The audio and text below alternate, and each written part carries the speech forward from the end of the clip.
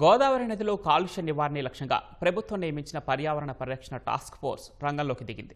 క్షేత్రస్థాయి పర్యటనలు ప్రారంభించి కాలుష్యానికి కారణాలను గుర్తించే కార్యక్రమాన్ని చేపట్టింది. రాజమహేంద్రవరంలో పలు ప్రాంతాల్లో కాలుష్య నియంత్రణ మండలి చైర్మన్ కృష్ణయ్య పర్యటించారు. టాస్క్ ఫోర్స్లో ఆయన మెంబర్ కన్వీనర్గా ఉన్నారు.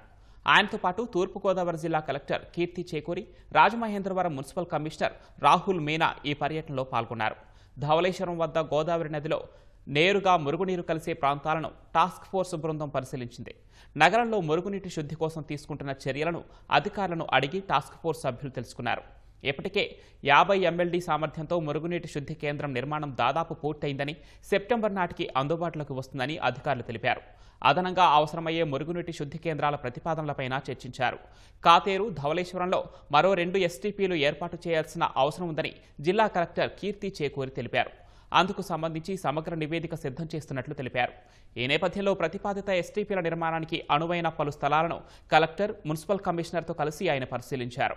నిర్మించే ప్రాంతాలను సైతం పరిశీలించారు. నగరంలో మురుగునీటి శుద్ధి కోసం తీసుకోవాల్సిన చర్యలపై అధికారులకు కృష్ణయ్య పలు ఆదేశాలు జారీ చేశారు.